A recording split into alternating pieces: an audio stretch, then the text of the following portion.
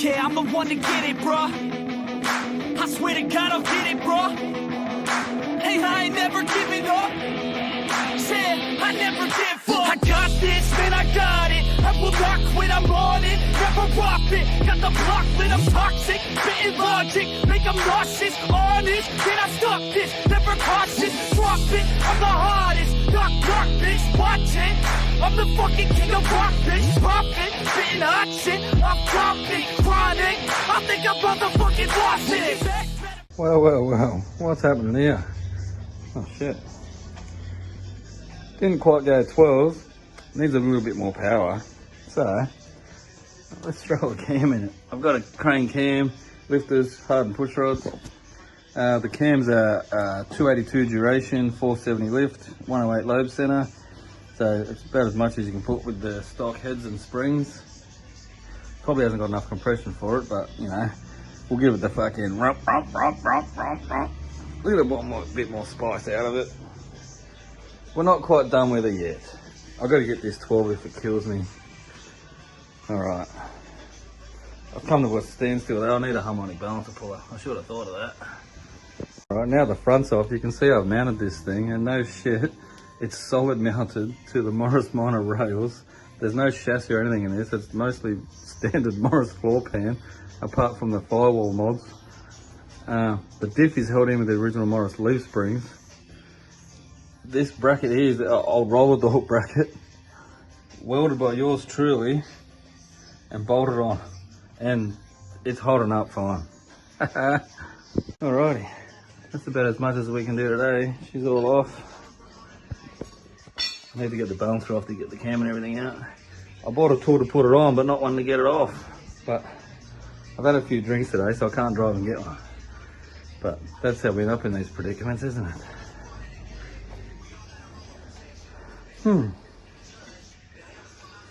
Well, we're gonna get this 12 one way or another. Come on. I also have this manifold to put on, so might as well. It's a vintage Edelbrock's Talker Scorpion. It's kind of like an early air gap kind of thing. Might be worth 1 or 2 horsepower, maybe. Oh man, I gotta call it quits. I'm sweating like your mum at a paternity test, eh? It's hot in this little tin shed. We're kind of limited on how far we can go with this thing, just the way I put it together. With not much thought about what class it can go in or what it's going to do. We just made it up as it went along. But now I'm interested in the gasser class, but one of the rules is the front's got to be raised in the air, which I can't really do with this one because it's got a Gemini front end. I can't get any higher than what it is. It's already got like heavy duty V8 Tirana springs in it. The way it's set up, I can't fit headers in it and everything.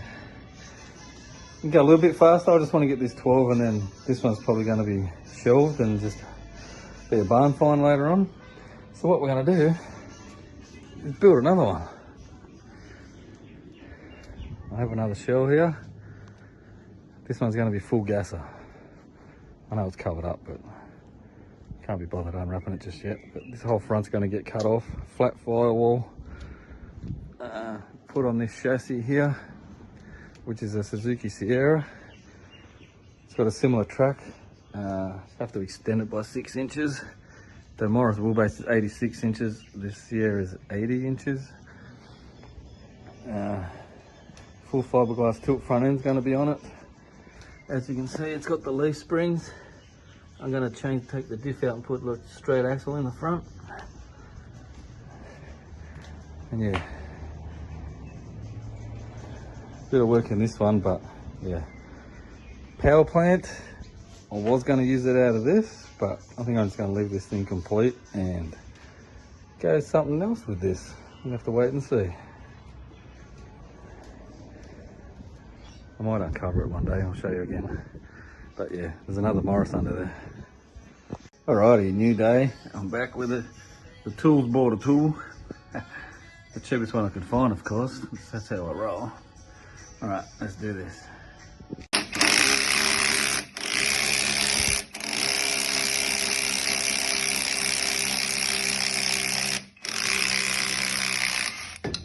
Oh, success. So all the old lifters out. I've just put them in order how they came out. None worn, no mushrooms or anything, so I think the motor was running alright, no real problems with it, just down on power. Got the new lifters marinating in the oil to bleed them out. Do you have to, do you not have to? I don't know, I just do it. Old cams out, normal wear and tear, nothing out of the ordinary. They reckon if you don't look at the cam bearings it's all good, but I did have a little look. But yeah, they look good enough to me. Oh, this has got to probably be the worst part of this, clearing all this shit off. Who put all this shit on? Hang on, that was me last time. There we go, that's as clean as that's gonna get. Good enough for the girls we date. Yeah, shout out Jay, love your channel, mate. Oh, don't you love it? Let me clean all this shit up. Jesus. Fun. Alright, new one's going in. It came with the lube, but I bought extra just to make sure, so we're going to smash it with it. Hydraulic flat tapper cams have got a bit of a bad rep at the moment for going flat and ruining the lifters and rounding the cams off. You really got to do the right braking procedure and stuff, so let's see how it goes. New cams all lubed up and put in, timing chains on. I've reused the old timing chain, but you know, it's all good. I don't think that's too bad. Now with these, you got one mark there, 0, but no dot there. But if you look up here, there's a dot. When they're on number 1 top dead center, the dot's at the top. When they're on number 6 top dead center, the dot's line up here. I'll set it up on number 1 so it's straight up and down. Bit weird, but that's how they are. About to drop the lifters in, they've been soaking overnight. Just give them a quick wipe off because I want to put some lube on the bottom, but not all over the side, you just want it on the bottom. See that line in there, and this lifter's hardened, so to give it the best chance it's got of breaking in properly, good quality cam, good quality lifters, hardened, the right oil, the right braking procedures. I've got HPR 30 extra zinc mineral oil in it, so we'll see how that goes. All the lifters are in, nice and easy, nice and smooth. I've just left one out, just want to show you something. Even though they're called flat tapper cams, they're not actually flat. They've got a little crown machined in it because they're supposed to spin. The cam lobe's not flat either, it's got a little angle on it. They sit on each other and spin, so it shares the load around. If the lifter don't spin, you'll chew it up. To check, I've checked them before I put them in, but it's just a quick check. The best, you put it on a bit of glass, and they got a bit of a rock to it. If they don't rock, they're not machined properly. I've got hardened 1-piece push rods. You can see the difference here. See on the end, this one's got a little ball on it. This one's 1 piece. These ones, if you give it too much of a hard time or whatever, those little balls can pop off.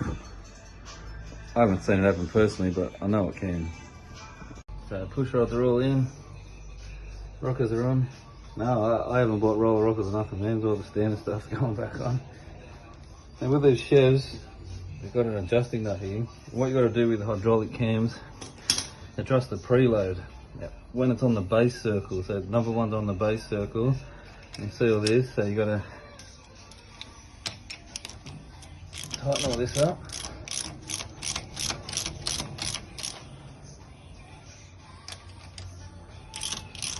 Get all the slops out.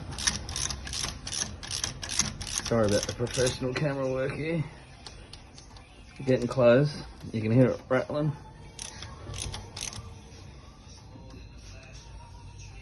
Until you can't feel that. A little bit more.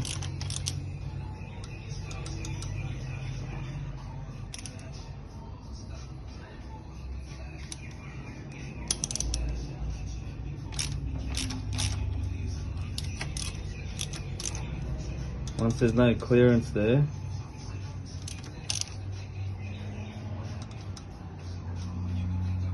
nip it up half a turn.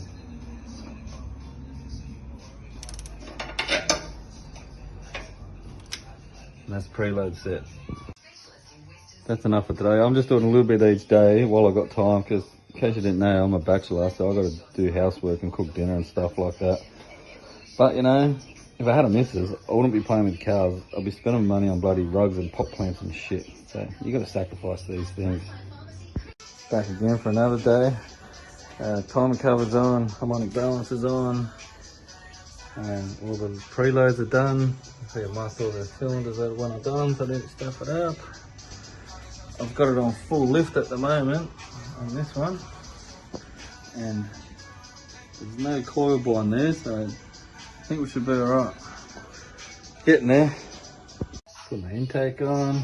I've got the special bolts for it, the 12 point, much better than just normal bolts. Stainless as well. With Chevs you got to put thread sealant on as well, because some of them go into the water jackets and can leak water. I just use the good old aviation sealant, mate. It works well. And let's just put this in here. And one other thing, don't use the stupid cork gaskets that come for in here, the China wall. Just put a bead of slaz on there, mate, see that? When it tightens down, that'll squeeze out and job's done. Getting there. Water pump's on, pulleys are on, alternator's on. Manifold's all done, tightened. I'll leave the manifold set overnight so the elastic under there can dry. So tomorrow I've got a thing to prime the oil. Just stick it in the distributor hole and spin it up, prime up the oil. It's sitting ready to put the distributor in, number one. Hoping to fire it up on Saturday morning to run the cam in, so I don't piss off the neighbours. I've bought some mufflers to slip on it, because you got to hold it, what, 2.5 grand for 20 minutes. I'm sure they'll appreciate that straight out the front pipes. Alright boys and girls, we're back together ready for a fire up. So to put some water in, check it up and slip those mufflers on. One thing I did notice, I know it's not good to make excuses at drag racing and stuff, but we might not have got what we wanted because we're pretty much only getting just over half throttle. The cable bracket was all the way up here. To get full travel, I had to put it all the way back here because we did try adjusting this down here and I was barely getting much out of it. Man, if that's all it was, I'll be spewing. Back here, full throttle.